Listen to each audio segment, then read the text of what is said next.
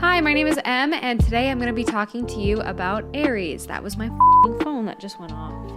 Hi, my name is Em, and today I'm going to be talking to you about Aries. I really appreciate everyone who took the time out of their day to watch my very first video, and I also want to extend a preemptive thank you to anyone who decides to watch this one as well. It really means a lot to me. So like I said, I'm going to be talking to you today about Aries, which is the very first sign in the zodiac, and just kind of break down each and every one of its characteristics to explain why Aries is the way that it is. So first, some pop culture figures that are also Aries, and by that I mean the pop culture figures that I actually give a shit about, and that is going to be the Weasley twins, Prince Zuko, Donna Meagle, Meredith, Dwight Schrute, Connie Springer, and Schmidt.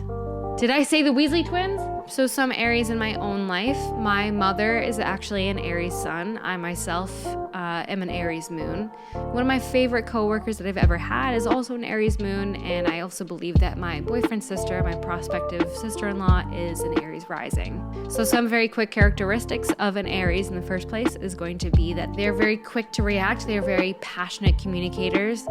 They're very strong leaders due to their very strong communication. They're extremely loyal. They very much take charge of their own life, and in my own personal opinion, I do think that they can sometimes be a little bit more stubborn than Earth signs. I don't need any calming tea! And I think that they are also widely misunderstood, or at least very underestimated by the rest of the zodiac. So first I want to start off by describing the symbol of Aries, which is that of the ram. So the symbolism of the ram goes back to the story of Phrixus and Helle. And these were two siblings that were both the children of King Athamas and the stepchildren of the queen, whose name I will not even attempt to pronounce.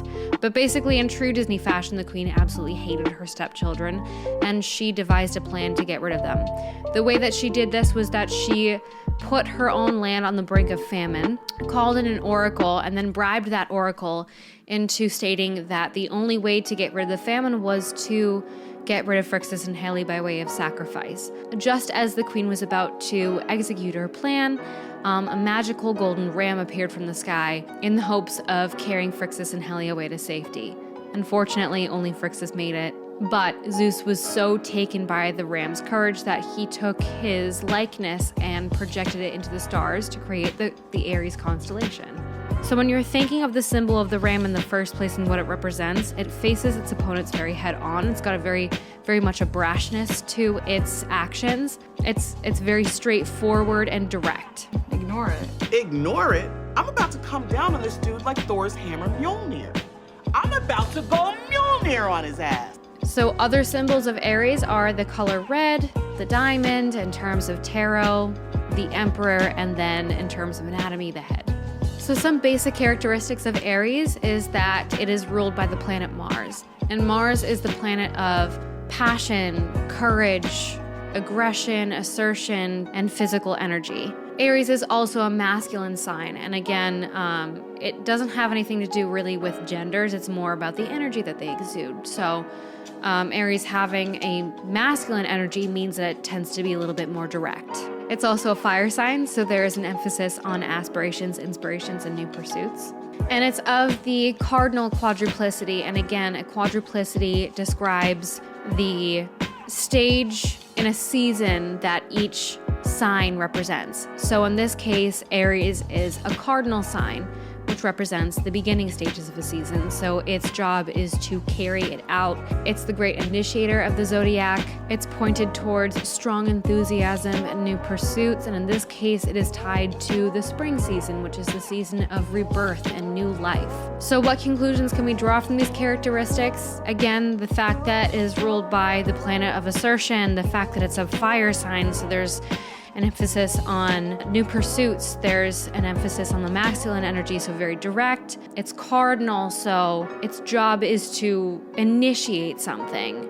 So what we can kind of conclude about Aries right off the bat is the fact that there is an emphasis on a single pointed release of energy. Aries is also very much associated with the first house in the zodiac, which is connected to the very first stages in a person's life, personal identity, and ego and appearance. So in this context, there's an emphasis on the ego, the self, the state of I am. There's an emphasis on the basic need of survival, the fight to survive. And that association with the very first stage of life kind of brings you that optimism, that little bit of joie de vivre. This survival instinct that I'm talking about doesn't necessarily refer to aggression. Sometimes this basic need for survival can manifest in other ways. Aries are very innovative, they're very crafty, they're smart. And this characteristic also makes them extremely good leaders. I kind of get the feeling that if you capture the friendship of an Aries, you are going to have their loyalty and affection forever. So they can also speak out of term due to their very impulsive nature and very unguarded honesty. So they can come to regret their impulses. So this cardinal quality paired with that fire energy could also point to a very low threshold for boredom, a short attention span, and a lack of patience. And now really quickly, I also want to touch on the difference between an Aries sun, an Aries moon, and an Aries rising.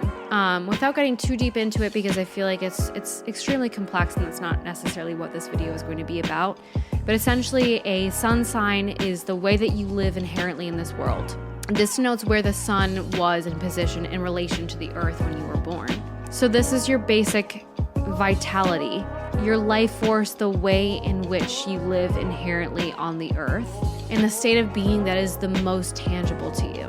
So if you are an Aries sun, you are a natural pioneer and your innate instinct is to take the reins of any given situation. You are a natural leader. You've got kind of an emphasis on a you first personality, but that doesn't necessarily mean that it's in a negative or in a selfish way. It's just the way that it is.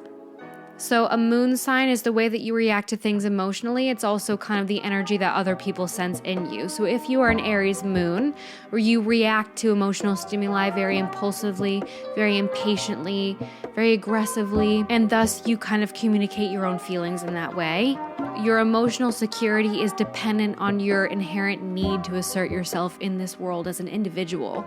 Your inherent impatience can sometimes connect to a lack of commitment and sometimes an inability to see things through because you so yearn for new experiences.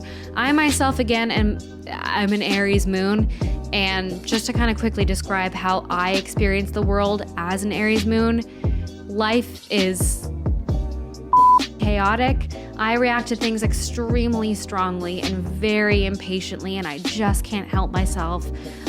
People tend to think that I'm angry about things when I'm not, and I don't mean to express myself that way, but apparently I do. I feel extremely eager to express my opinions, and I have a lot of them. And I get very upset or uncomfortable if I feel like my voice is being stifled, especially if I know that I am right about something. My outbursts aren't always pointed towards anger, but there's just an outburst of energy. There's just a quick and strong release of energy. And God, I want to be right so much. But in general, I'm also a jovial ass lady who loves to laugh. So, I mean, I don't know. So there's also your rising sign, and for the purposes of this video, I'm going to very quickly try to summarize that for you, although it's extremely complex, but this is how I'm going to put it. It's based off your ascendant, which is the sign that was rising the eastern horizon at the moment of your birth. This is extremely important because this is the sign that was rising up at the moment that you yourself became an individual in this world. This is essentially a sign that was rising in the moment that your soul met your body. This is also why you need your exact time of your birth and location in order to figure out the rest of your chart. This also describes why twins can have separate birth charts because this changes so rapidly throughout the day. So even up until about a century ago, if someone were to ask you what your sign was, they were referring to your rising sign and not your sun sign. So again, your rising sign is extremely important. Some even say that your rising sign is representative of your basic features in your body as well. I personally am not very much a believer in that, just because as much as I do love astrology, I don't want to pretend that genetics don't exist. And also I think I kind of take it personally because I myself am a Cancer rising, which basically means that I am supposed to either adapt the features of a moon, so either I have a moon face or I have the features of a crab, which is very rude and I don't like it. So basically, your rising sign is the self that you unintentionally project out into the world. If your sun sign is how you inherently live in the world, your rising sign is how the rest of the world views you. If your moon sign is the energy that other people sense in you, then your rising sign is what others see on the surface. So if you're an Aries rising, then you exude a very strong, tenacious energy. Listen! Why are you yelling at me? This is great. And you gravitate again towards those leadership roles.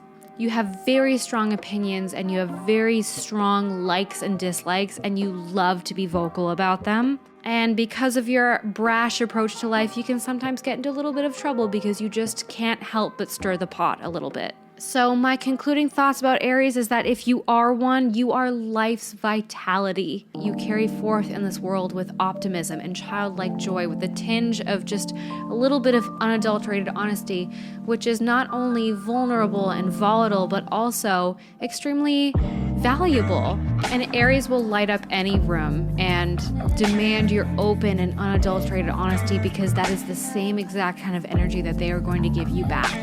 The idea of Aries being the promise of new life and rebirth in the springtime after a long winter season very much reminds me of a phoenix rising from the ashes.